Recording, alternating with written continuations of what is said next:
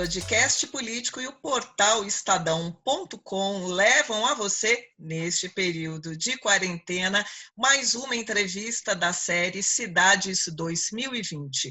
Hoje o nosso convidado é o cientista político e professor da FGV, Marco Antônio Carvalho Teixeira. Quem vai participar remotamente da entrevista comigo é o repórter do Estadão, Paulo Beraldo, e na técnica, Cláudio da Luz. Tudo bem, professor Marco? Tudo bem, Paulo? Tudo bem, Beth? Olá, Paulo. Oi, Beth. Oi, professor. Tudo bem? Marco, eu vou começar fazendo a pergunta que todo mundo está se indagando. Como o coronavírus vai afetar as eleições municipais deste ano? E se vai realmente haver eleições? Olha, Beth, o coronavírus está afetando, né? Obviamente que toda a comunidade, independentemente do ente federativo. Mas afeta o município de maneira muito mais forte. Por quê? Porque a vida acontece na cidade. Como diria o velho Franco Montoro, o cidadão não mora nem no Estado nem na União, ele mora no município. Então, todas as demandas, todos os problemas que ele tem, exercem uma pressão muito forte sobre aquele que, de alguma maneira, é o poder político mais próximo dele, que é a prefeitura municipal. Então, em havendo eleições, e acredito que deva haver, tá? A questão do coronavírus vai entrar na pauta, e nós estamos vivendo, Beth, um momento de transformação muito grande de ressignificação do público, do sentido de público, daquilo que é política pública. Se nós voltarmos aí a 4, no máximo 8 anos atrás, havia quase que uma ideia generalizada que o serviço público não prestava. E havia uma espécie de triunfo do privatismo, né? Então, era muito corrente a ideia de que todos os serviços públicos deveriam ser privatizados. Então, agora, com o problema do coronavírus, nós estamos descobrindo que nós temos um sistema de saúde bem organizado, que é o SUS, onde o município exerce um poder central, na medida em que ele é a porta de atendimento da principal demanda do cidadão, que é a demanda por atendimento básico. Então, qualquer cidadão que tem algum problema com o coronavírus hoje, ele procura diretamente, tá, um equipamento público municipal para depois ser encaminhado para o hospital. Se nós formos verificar, as duas grandes políticas públicas, elas são, de certa forma, elas demandam muito o município é a principal porta de entrada dela, que são a educação no âmbito fundamental e a saúde no âmbito básico. Então, aquele prefeito que no debate público não tiver, de alguma maneira, o que mostrar do ponto de vista de capacidade do município ter enfrentado o problema do coronavírus, sem dúvida nenhuma, ele vai entrar enfraquecido nesse debate. Professor, a senhora entende, então, que a resposta que os líderes públicos derem agora, nesses meses, nessas próximas semanas, vão ser decisivas para os resultados das urnas que a gente vai ter, então? Eu não tenho dúvida, Paulo, e eu falo isso não apenas do ponto de vista eleitoral no âmbito municipal, mas do ponto de vista de futuro do país também, né? Tá? Nós estamos hoje tendo uma disputa de narrativas, né? Sobre se é mais importante investir no isolamento social, ou se é mais importante abrir a economia para o país não parar. Tá? Então, tem duas narrativas em conflito, mas a história do mundo tem mostrado que onde não se começou uma política de isolamento social organizada, a crise foi extremamente mais grave. Não é? Então, isso vai afetar a agenda local e vai afetar a agenda estadual e nacional. Não por acaso, nós estamos vivendo uma crise política muito grande no âmbito federativo, não é? Que é o conflito entre o presidente da República e os governadores de estados, e, de maneira menos recorrente, o conflito de governadores de estado com alguns prefeitos de cidades. Nós temos prefeitos de cidades também que se recusam a fechar o comércio, inclusive tem um caso extremamente bizarro de Alagoinhas, no interior da Bahia, que o prefeito faz oração na porta da prefeitura e faz resistência para manter o comércio aberto. Vidas não podem ser desperdiçadas. Eu acho que essa questão vai ser crucial no processo eleitoral, que é mais ou menos assim: quantas vidas nós deixamos de perder? Marco, você no início da nossa entrevista, você falou que acredita que realmente vamos ter eleições. Há um movimento no Congresso para se adiar e as eleições serem feitas junto com as eleições gerais, as presidenciais de 2022. Então, você realmente aposta que podemos ter eleições, mas o calendário eleitoral já está comprometido e essa questão também do isolamento, que a gente não sabe quanto tempo vai durar, também, né? Se realmente as eleições ocorrerem, vai ser uma eleição atípica, né? Porque as pessoas vão ficar com medo. O político vai, abraça, beija, né? Como é que fica essa questão prática, diríamos assim? Vamos por parte, Beth. Você tem razão quando você fala que o calendário eleitoral ele praticamente já se iniciou e pode estar se comprometendo, né? Ou seja, antes do processo eleitoral tem convenções partidárias, tem vários encontros partidários para se definir os candidatos. E, obviamente, que com isolamento social não dá para fazer isso. O limite das convenções partidárias, salvo engano, é junho, julho, não é? Obviamente que se até lá não estiver um ambiente que propicie com que os partidos se reúnam e escolham seus candidatos, as eleições vão ter que ser revistas. Agora, obviamente, que é muito diferente você adiar a eleição para dezembro, por exemplo, de você deixar tramitar uma PEC no Congresso para fazer com que as eleições sejam em 2022. Isso implicaria em fazer com que os atuais prefeitos tivessem mais 2 anos de mandato. Tá? Então, aí são situações absolutamente distintas. Acredito eu que talvez a melhor saída seja o adiamento temporal, ou seja, se precisar 2 meses, adia-se 2 meses, porque a mudança para 2022 ela parece ser tentadora por um discurso que, ao meu juízo, é muito frágil, né? Ou seja, você economiza dinheiro e faz todas as eleições de uma vez só. Mas é bom nós lembrarmos que nós vamos eleger quase que uma dezena de candidatos. E o que isso pode provocar, Beth? O empobrecimento do debate. Nós temos uma eleição para governador e para presidente, onde as eleições para governador ficam, de certa forma, à sombra das eleições presidenciais. E as eleições para o legislativo praticamente não são debatidas. Se nós incluirmos aí mais eleição para prefeito e mais eleição para vereador, então nós vamos ter um problema muito grande do ponto de vista de garantir espaço para o debate e mostrar para o eleitor que ele vai estar escolhendo o destino de 3 entes federativos de uma vez só. Então, creio eu que a melhor saída, se o calendário ficar definitivamente comprometido, é você ver quanto tempo é necessário para realizar novas eleições, sem que se junte todas elas em 2022. Marco, vamos, né, na hipótese de realmente, como você acredita, que teremos eleições, que o que pode acontecer aí é um adiamento de um período, as eleições municipais, como é que você acha que vai ser o comportamento dos políticos? Porque, tradicionalmente, nas campanhas, eles saem às ruas, apertam mão, pegam criança no colo, beijam, abraçam. Você acha que o coronavírus vai trazer uma mudança na postura do político fazer campanha de rua?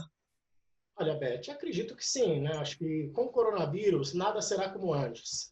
Tá? Ou seja, muitas escolas, por conta do coronavírus, estão trabalhando completamente em ambiente virtual e talvez demorassem muito tempo para fazer isso se não fosse a crise do coronavírus. Na política, não vai ser diferente. Nós vivemos uma conjuntura crítica, né? Então, para que se retome a normalidade, muitos comportamentos terão que ser alterados, não é? Então, hoje, é muito fácil fazer política de maneira remota, fazer pela rede, diminuir a exposição pública, evitar aglomeração e, obviamente, que as condições estão dadas para isso. Eu acho que é muito importante, nós estamos fechando um ciclo de 4 anos de mandato. É muito importante que esse ciclo não seja rompido, porque tem prefeitos de capitais que os moradores não aguentam mais esses prefeitos, né? Então, provavelmente, mais 2 anos para frente pode, inclusive, acentuar muito essa crise de relação. O que não pode, Beth, eu estou vendo que o movimento da PEC ele é oportunista. O que não pode é, a pretexto da crise do coronavírus, você promover uma mudança constitucional cujo debate não deve estar, obviamente, cercado pelo problema da crise do coronavírus, e sim pelas implicações que essas mudanças podem ter para o sistema político, para a escolha eleitoral, para todo o sistema que organiza as eleições e o que representa isso para o país. Eu acho que este não é o momento de fazer um debate dessa natureza. Professor, eu queria entender do senhor qual o senhor acha que deve ser a influência do presidente Jair Bolsonaro nas eleições que nós vamos a ter, porque é sempre importante, decisiva até mesmo em muitos lugares, a participação do presidente. E no nosso, nesse momento, ele está se ausentando desse debate agora com a crise do coronavírus. É claro que isso se torna mais difícil, mas mesmo antes ele estava afastado dessa discussão. Não tinha nem o partido, que talvez agora, se de fato adiar a eleição, poderia haver um tempo. Queria entender do senhor esse ponto. Olha, é uma pergunta interessante, Paulo, mas, ao mesmo tempo, a resposta que eu vou te dar é extremamente nebulosa, não é? Porque os dois filhos dele acabaram de se filiar ao PRB, né, aos Republicanos. O presidente Jair Bolsonaro, ao que tudo indica, ainda é um presidente sem partido. E, ao mesmo tempo, o presidente Jair Bolsonaro está no centro de uma crise, né? Uma crise interna ao governo, ou seja, ele não lidera nem o próprio governo que ele representa, ele está tendo um embate com o ministro da Saúde, tem um embate agora com o ministro da Justiça e tem um embate com os governadores de estado, que tem reflexo nas eleições, né? Então, sem partido e com pouca capacidade de se articular, a possibilidade dele ter influência nas eleições é pequena. Obviamente que ele é um líder carismático, ele tem uma liderança sobre um grupo muito grande no país, em torno de 20%, 25% dos eleitores, e a opinião dele faz diferença. Mas, sozinho, é muito difícil ele influenciar, precisaria dessa rede de articulação. Agora, para ele seria um ganho ter eleição em 2022, ter as eleições municipais em 2022, porque até lá o partido dele, o Aliança pelo Brasil, já teria tempo de se organizar e, obviamente, está disputando a eleição. Então, o momento para o presidente Jair Bolsonaro, por 3 razões, não é bom. A primeira razão é ele não tem um partido, portanto, não consegue ter uma ação coletiva para poder liderar o debate político. A segunda razão, ele tem um governo em crise. Os 2 ministros mais populares do governo estão em choque com ele, não é? O Moro, o choque é menos visível, mas ontem o Jair Bolsonaro externalizou o seu descontentamento com o Moro e o choque com o Mandetta, que ganhou popularidade de uma hora para outra, não é? E, obviamente, que o terceiro elemento aí que eu coloco é o elemento externo, não é? Ou seja, ele tem uma crise com os governadores, ele tem uma crise de queda de popularidade, que também dificulta esse processo. Então, eu creio que a influência dele, se as eleições forem este ano, será bastante residual, e provavelmente vai ter muita gente que não vai querer estar tirando foto com ele. Marco, com a crise do coronavírus, aí a gente pode falar nesse momento, se realmente, né, as eleições ocorrerem neste ano, quem é que está ganhando, quem está saindo na frente? Pode-se falar no governador João Dória, no prefeito Bruno Covas, em outros estados, se há um protagonismo, é possível falar já, levando em conta a corrida municipal, que ainda não foi cancelada, continua no calendário, quem está saindo na frente? Quais os atores que estão se destacando? Olha, Beth, em momento de crise, a presença da liderança é importante. Porque a função da liderança é coordenar ações, é liderar ações, é transmitir confiança para a sociedade. Se nós formos ver, por exemplo, você pega o Witzel no Rio, antes do coronavírus, o Witzel era alguém que promovia mais divisões, não é, de opinião no Rio de Janeiro, vivia em processo de confronto no Rio de Janeiro do que agregava unidade em torno de si. Hoje, a relação do Witzel com o Rio de Janeiro mudou bastante. E o Witzel, inclusive, tem, de certa forma, sido projetado nacionalmente na crise do coronavírus como um bom exemplo de alguém que está conseguindo liderar e está conseguindo coordenar o problema no seu estado. Do mesmo modo, o próprio João Dória. O João Dória também vinha no processo de desgaste, tá? No processo de perda de apoio político, tá? Dentro do próprio PSDB. Tá? E com a crise do coronavírus também, ele assumiu um protagonismo quase que imprevisível. E, obviamente, que as luzes aumentaram sobre ele na medida em que o confronto com o Jair Bolsonaro foi explicitado, tendo ele como voz desse confronto e, para muita gente, uma voz sensata nesse confronto. Então, de alguma maneira, a projeção do João Dória nacionalmente, que é, todos nós sabemos, candidato ou pré-candidato ou pretendente a candidato à presidência da República, é algo que se espalha pelo país e, obviamente, que ajuda muito na imagem dele. E do ponto de vista da eleição municipal, eu acredito que o prefeito Bruno Covas ele vem ganhando espaço e retomando esse espaço que, de alguma maneira, o coloca numa condição muito boa de disputa para as eleições de outubro, se elas ocorrerem em outubro, Beth. Agora, o que fica bastante claro aí é que nós estamos produzindo algumas coalizões interessantes. Por exemplo, na Bahia, o prefeito ACM Neto está completamente em sintonia com o governador Rui Costa do PT, no que se refere ao combate aos problemas do coronavírus. Então, isso tem, de certa forma, produzido uma imagem no estado em que os dois viviam em confronto, que, quando tem interesse público, é possível você andar com unidade a partir das divergências políticas. O que a gente precisa é sentir isso no âmbito nacional. O presidente Jair Bolsonaro precisa liderar o país e os governadores precisam estar articulados com a presidência da República. Senão, o custo social para a gente vai ser muito alto, Beth. Marco, para finalizar, o nosso tempo, infelizmente, está acabando. Você falou na Bahia do caso, né, do ACM Neto, ali com o governador do PT. Falando em PT, e o Lula nessa crise do coronavírus, hein? Como é que está o Lula? O Lula meio que submergiu, ninguém fala muito, ele posta algumas coisas nas redes, mas não tomou a frente, né, Marco? Beth, eu diria que aquilo que se imaginava, que a partir do momento que o Lula deixasse a prisão, ele assumiria, não é? O protagonismo de líder da oposição, não aconteceu. Talvez a gente precise entender por que não aconteceu, mas ao mesmo tempo também, Beth, o PT pós-Lula livre não é mais o mesmo PT. Ele é um partido esvaziado e com pouca capacidade de fazer conexão social. Não por acaso, na cidade de São Paulo, o mais provável candidato a prefeito pelo PT está em 4º ou 5º lugar nas pesquisas, não é? E aí tem uma outra questão, né, Beth? A repercussão da fala do Lula hoje é muito menor do que foi no passado. Talvez tanto o PT quanto o Lula precisam buscar compreender por que isso acontece, tá? E é algo curioso. Talvez não políticos tenham muito mais voz do ponto de vista de opinião enquanto voz de oposição do que o principal líder de oposição.